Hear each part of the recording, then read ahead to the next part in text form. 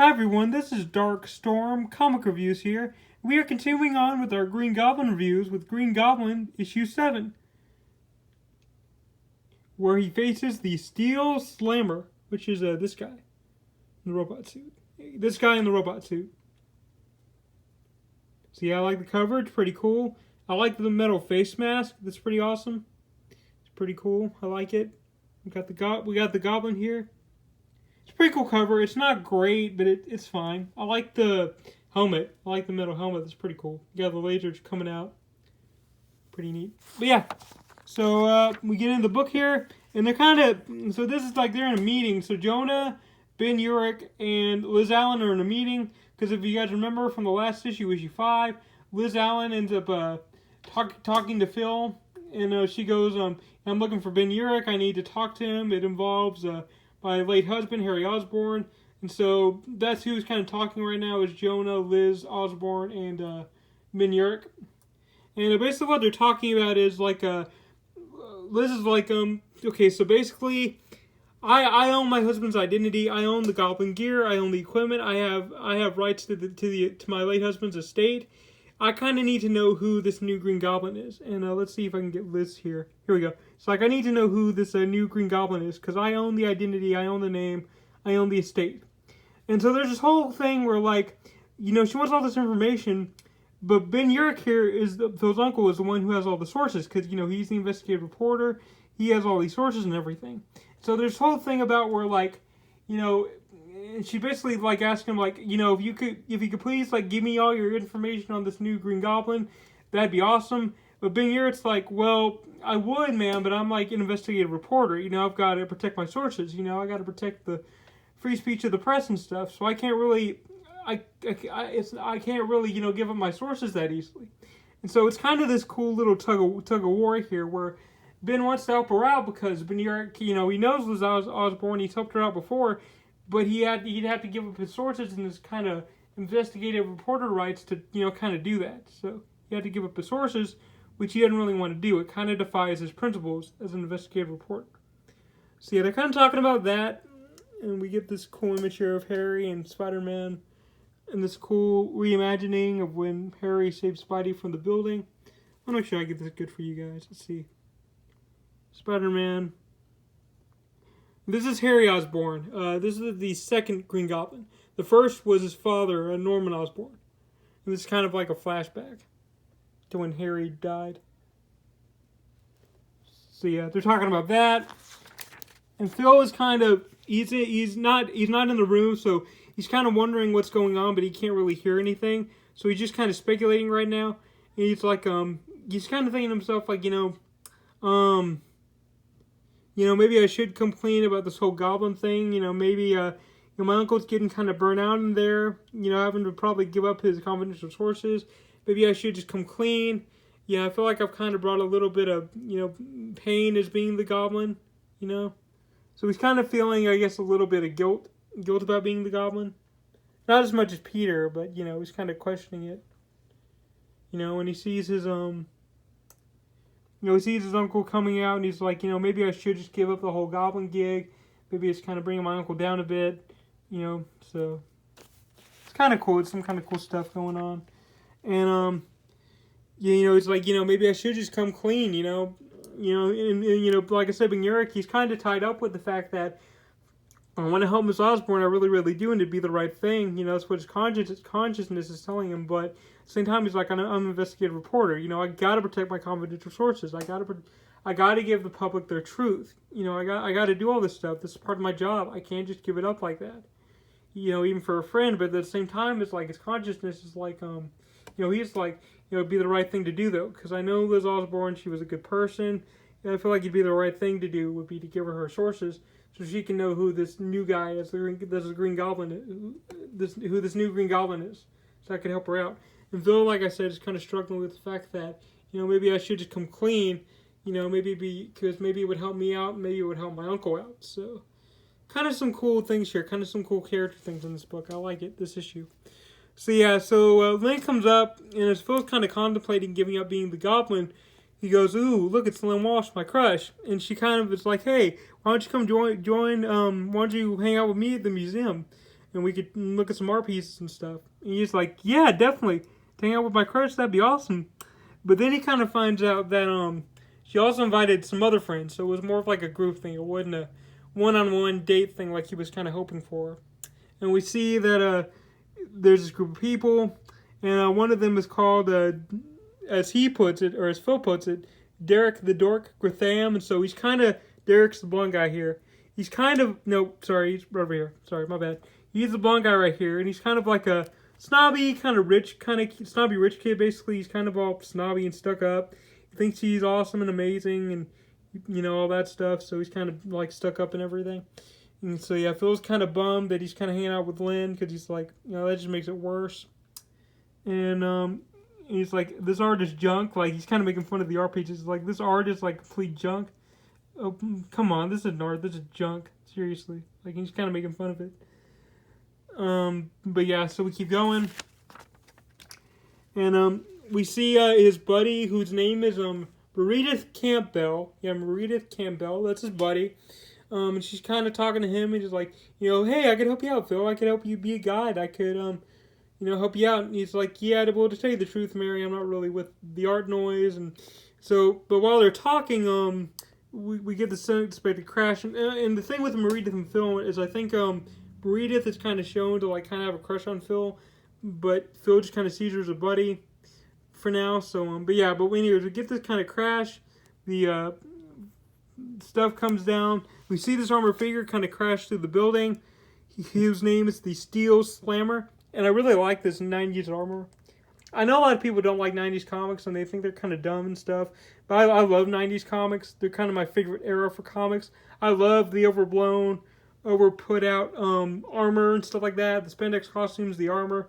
You know, I like the very cheesy look. I think it's cool.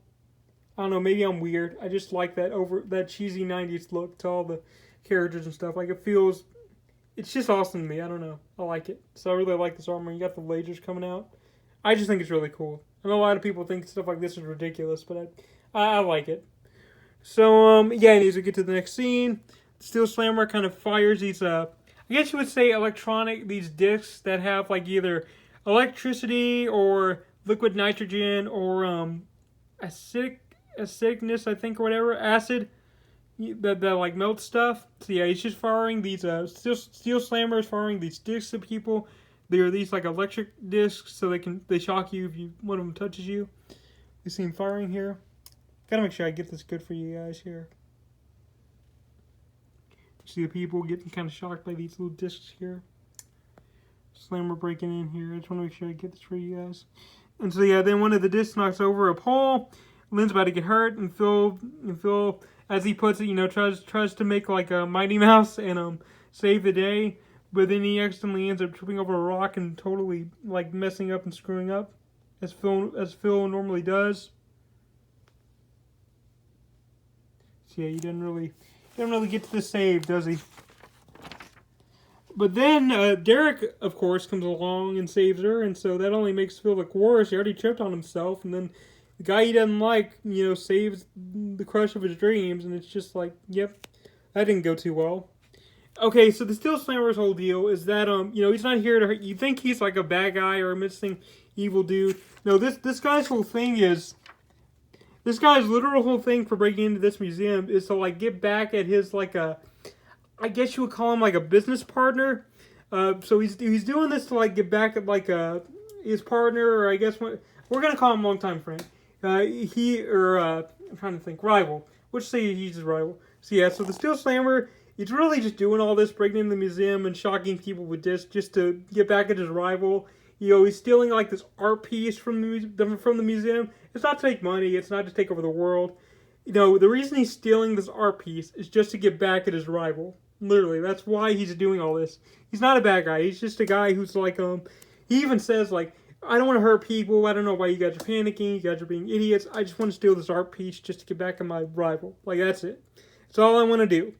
So, yeah, it's kind of an interesting little, kind of a cool thing. Like, he's not a bad guy, or he's kind of like Phil in a way. He's not really a bad guy or a good guy. He's just in it for himself. He's doing it to get back at his rival. So, yeah, he steals the art piece, flies away. Let's see with the art piece here. And his rival's name is Stewart. Yeah, his rival is Stewart. So I just thought I should mention that. Yeah. So anyways, Phil, Steel Slammer flies off. Sorry about that, guys. Slammer flies off. Feels like this guy embarrassed me. He embarrassed me in front of Lynn and the others. You know, if I were the Goblin, I would have taken him out. So yeah, I'm definitely gonna get back at him because this is ridiculous. So yeah, he's like, yeah, I'll try to find this guy. I'll try to hunt him down. So Maria comes along and she goes, you feel are you okay? And he goes, yeah, I'm good. And then we got Derek here being super arrogant. He's being like, hey, not everyone's got cut out to be the hero, kid. You know, some of us are cool, some of us aren't, and blah, blah, whatever. And then Lynn's like, you know, see if we can get a story. See if we can get a story into this. So Lynn Walsh's deal is that her character, you know, she's Phil's crush, obviously, but her character is basically she's very goal oriented. So she's very into her career because she wants to be like I think a journalist. Yeah, she wants to be like a professional journalist in like a newspaper. So she's very into her career to the point where she'll kind of do anything to get. Like, she's not a bad person really, but she's very goal oriented. Like, she doesn't care what chaos is happening or whatever. She's gonna go and get her story. So that's kind of her character. But anyways, so here's Phil. He's like you know, and again, he's not doing this to save the day or be heroic. He's going after this guy just because he made him look like a fool in front of, you know, his crush and all the other people. So again, just selfish intentions. So yeah, Phil's looking this guy up. He figures out where the Steel Slammer's going to strike next. Pretty neat little scene here. It's not much. And then we go to this next scene. We get into some good stuff, and it's kind of stuff I already mentioned earlier. Ben's kind of like you know, he's looking through his little notes and files. He dug up everything he's had on the new Green Goblin, as well as everything he's covered on the past Green Goblin. So you got Norman Osborn, Harry Osborn, Bart Hamilton, like all the Goblins, all the Green Goblins. He's like, yeah, and he's still caught between the fact that, like I said before, it's like, you know, I'm an investigative reporter. I got a right to protect my my confidential sources, and I also got the right to tell the public the truth. So, but at the same time, my conscience is like, you know, maybe I should do the right thing and tell Liz Osborn. So he's really caught between the two. He wants to protect his principles, but he also feels like he needs to tell Liz all the stuff about the goblin so he can help her out. So he's kind of caught between that, and so he's kind of going through that, and he's kind of bummed. So yeah, we get the box here, all his info on the goblins. Phil's kind of like, man, this sucks for my uncle. You can even read the dialogue here if you want to, if I'm not getting the point across well enough. But yeah, so he's going through that. Yeah, so Phil's kind of walking down. He's pretty much, he's like, yeah, this sucks for my uncle. Again, maybe I should just kind of give up the Goblin gig. But he's also like, I really need to get back to the Steel Slammer guy because he made me look like a fool. I need to track this guy down, you know, because, you know, he made me look like an idiot. So, also, he's kind of doing it just because he likes, again, being the Goblin. He likes, here's all his gear, by the way, if I'm not getting the shots good enough for you guys. Here's all his gear. Gets the mask, puts it on, and goes up into the air. Really cool image again. There's some really cool images in here. The art's not great, it's fine, but there's some really good moments in here.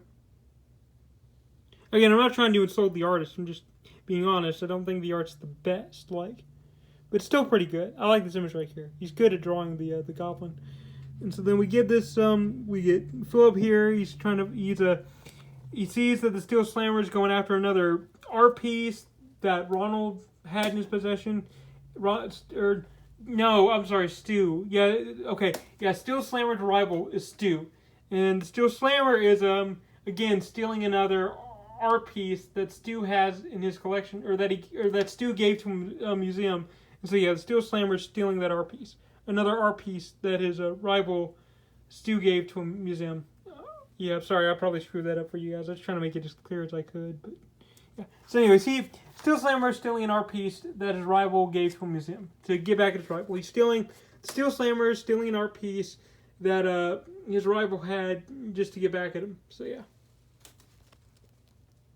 Yeah, sorry, I kind of got a little long-winded on it. But anyways, yeah, so the Goblin's tagging him.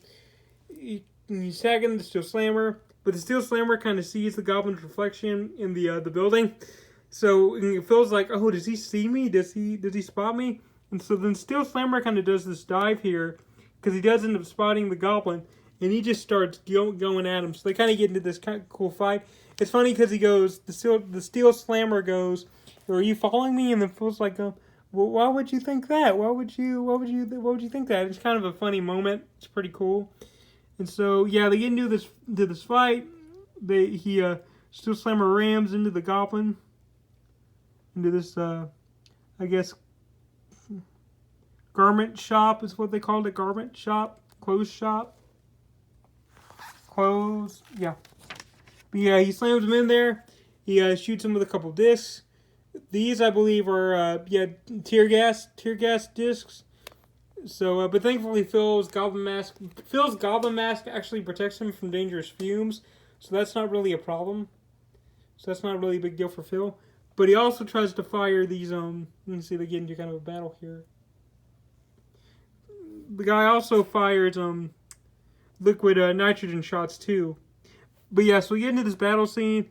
The Steel Slammer picks up like a heavy thing, a heavy metal thing, and like tosses it to the goblin, and a goblin like avoids it, and then he also fires like a liquid nitrogen disc at him. The Steel Slammer does, and Phil kind of escapes. And one thing I wanted to point out real quick is that it's kind of funny because, Steel Slammer, like he said, he's in it for his own gain. He's in it to just get back at his rival Stuart. That's why he's stealing all the art pieces. It's funny because he goes like, I really dig that glider of yours, and then Phil's like, yeah, your armor's pretty cool too. So they're kind of complimenting each other, and I found that kind of funny. Like, it was just kind of funny to me. They're both like complimenting each other while they're fighting. Like, hey, your glider's cool, and like, hey, your armor's pretty cool too. I just thought that was funny. But yeah, anyway, so yeah, Phil's got the statue, as you can see. He's able to get it back. And then they get into some more fights. Phil tosses some pumpkin bombs at him. The Steel Slammer uses some of his discs, which are like electric discs, liquid nitrogen discs, and tear gas discs. So yeah, he's got a variety. The Steel Slammer has a variety of deadly discs. So yeah, so they're fighting. Goblin's like, okay, I gotta put an end to this. I think I got the plan. So the Goblin kind of flies in front of the train. He's saying like, hey, you know what? Maybe the Stewart guy will pay me some money, for returning his artifact. And so someone's like, no way, Goblin. You're just gonna upset the balance between me and Stu. Our competitive balance, our competition between each other. You would just upset that, Goblin. You would upset the competition that me and my rival Stuart have between each other. He got we fight for everything. We fight for our companies. We fight for our wives, which I unfortunately got, which I thought that was pretty funny. Like, he even says here, he's like, we fight for everything. Even the same woman. Her I won, unfortunately. Like, that was kind of funny to me. I thought that was pretty funny. But yeah, so like, Steel Slammer's like, yeah, I'm not going to let you return that artifact. You would just upset the competitive balance between me and my rival, Stuart. So, Steel Slammer's after him. And the Goblin's whole plan is he flies up in front of the train. Steel Slammer goes after him. And Phil ends up running toward the Steel Slammer, and he ends up punching him toward the train, as you can see here. Phil's in front of the train.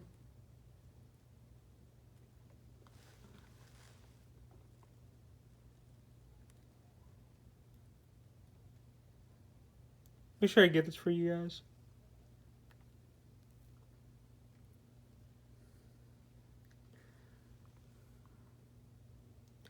Punches him toward the train, as you can see there. It might be a little hard to make out. The Steel Slammer kind of blasts off the train using his like laser lenses on his suit. And ends up like blasts himself off the train. And kind of crashes into this building here. Sorry, hopefully y'all can see that. Yeah, so in any event, yeah, so the Steel Slammer, Green Goblin punches him into the train. Steel Slammer blasts himself off the train using his laser lenses. And ends up crashing into this building. And just ends up getting taken out. And so yeah, basically like the Goblin, he beat the Steel Slammer. He returns the artifact to the cop. Cop's like, you can't just leave the crime scene. You got to give us a statement. And Phil's like, okay, I got a statement for you. The Green Goblin rules. And yeah, that's kind of how it ends. And then you see the guy right here. I think this guy's name is Ronald. I think, or I could be wrong. I don't know. But yeah, that's the Steel Slammer. What he looks like inside the suit.